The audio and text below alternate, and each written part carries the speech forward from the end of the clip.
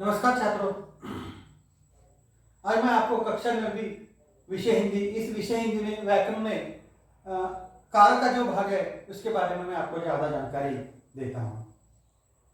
तो पहले मैं आपको कारक की परिभाषा बताता हूं। संज्ञा या सर्वनाम के जिस रूप से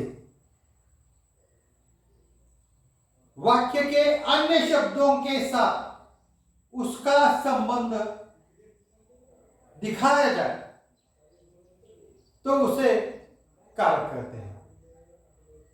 कारक को दूसरा एक नाम है परसर्ग या विभक्ति भी कहते हैं। इसका मतलब है कारक को हम परसर्ग भी कहते हैं और विभक्ति भी कहते हैं।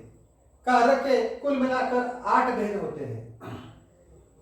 उस 8 भेद के बारे में मैं आपको जानकारी देता हूं। पहला नाम है कर्ता कारक, दूसरा कर्म कारक, तीसरा करण कारक, चौथा संप्रदान कारक, पांचवा अपादान कारक, छठा संबंध कारक, सातवां है अधिकरण कारक और आठवां है संबोधन कारक। तो पहले हम कर्ता कारक किसे कहते हैं इसके बारे में मैं आपको जानकारी देता हूं। क्रिया करने वाला यानी कार्य, क्रिया का मतलब कार्य।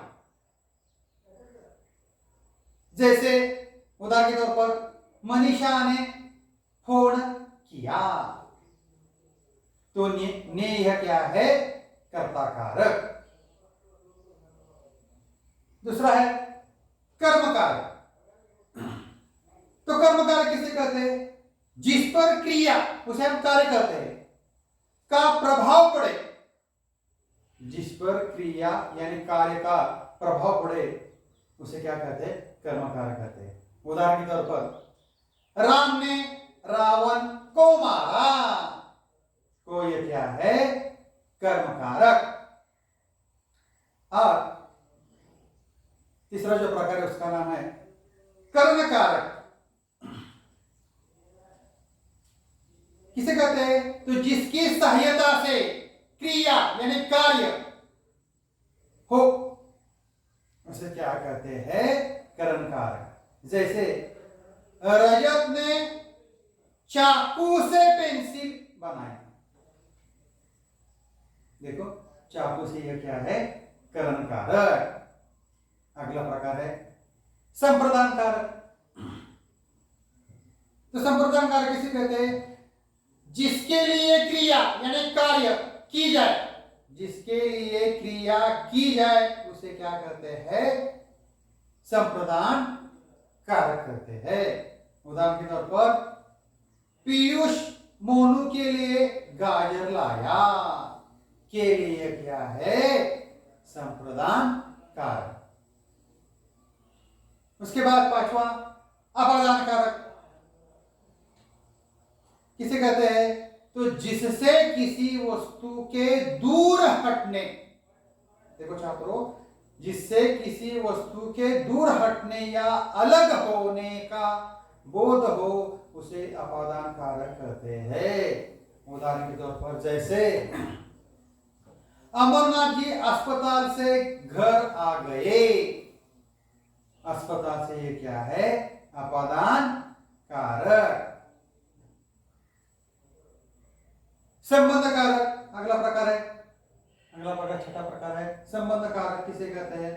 तो जिससे संज्ञा का किसी अन्य संज्ञा से संबंध प्रकट हो उसे संबंध कारक कहते हैं। उदाहरण के तौर पर जैसे सोनू मोनू का भाई है, देखो छात्र, सोनू मोनू का भाई है, का यह क्या है? संबंध कारक। अगला प्रकार है अधिकरण कारक। किसे कहते हैं? तो जिस शब्द से क्रिया यानी कार्य के आधार का बोध हो, फिर एक बार बताता हूं, जिस शब्द से क्रिया के आधार का बोध हो उसे अधिकरण कारक कहते हैं। उदाहरण के तौर पर जैसे गांधी जी आश्रम में थे, गांधी जी आश्रम में थे, में यह क्या है? अधिकरण कारक। और अगला प्रकार है संबोधन कारक। किसे कहते हैं? जिस शब्द के द्वारा किसी को पुकारा जाए उसे संबोधन कारक कहते हैं। उदाहरण के तौर पर, अरे अनुज तुम कहाँ हो? प्रश्न चिन्ह। अरे अनुज तुम कहाँ हो? प्रश्न चिन्ह। यह संबोधन कारक है। तो आज मैंने आपको कारक के 8 प्रकार के बारे में मैं आपको जानकारी दी। स्वाध्याय के लिए कुछ प्रश्न देता हूं, आप कॉपी में लिखिए।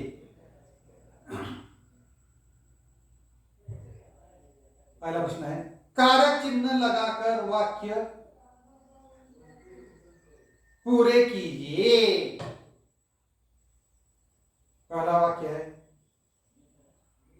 पूनम देहरादून डैश आई है।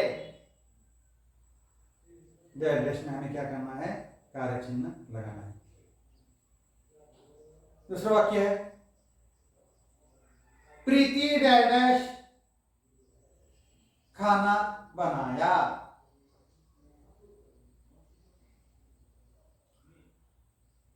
तीसरा वाक्य है, मनीषा शुभांक डैश खिलौने लाई।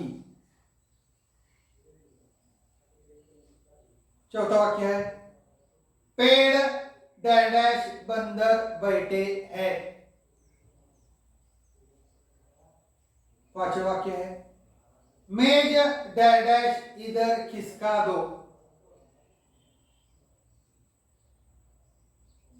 और उसके बाद अगला एक प्रश्न है, वो आप उस प्रश्न के उत्तर काफी में लिखिए। प्रश्न ऐसा है, देखो, रेखांकित कारक चिन्हों के स्थान पर सही चिन्ह लगाकर वाक्य फिर से लिखिए। ऐसा प्रश्न है। 5 वाक्य है। पहला वाक्य मैं आपको बताता हूं, अपूर्व को खाना खा लिया है। अपूर्व को खाना खा लिया है। कोई शब्द के नीचे अधोरेखांकित किया है, इसका उत्तर लिखना है। अगला है, साहिल छत में गया है। मैं शब्द के नीचे अधोरेखांकित किया है, इसका उत्तर लिखिए। तीसरा है, रूपल से भाई इधर आ रहा है। से शब्द के नीचे अधोरेखांकित किया है। चौथा, अखबार पर यह समाचार छपा है। पर शब्द के नीचे अधोरेखांकित किया है। और पांचवा है, मां में भिखारी से खाना दिया। मैं और से शब्द के नीचे अधोरेखांकित किया है। और इसी तरह से मैंने आपको 2 प्रश्न दिए हैं। आप प्रत्येक प्रश्न में 5 वाक्य दिए, आप दूसरे प्रश्न में 5 वाक्य दिए हैं। और इस प्रश्न का आप कॉपी में उत्तर लिखिए। मैंने आपको स्वाध्याय दिए। छात्रों, यहाँ मैं ठहरता हूँ। धन्यवाद।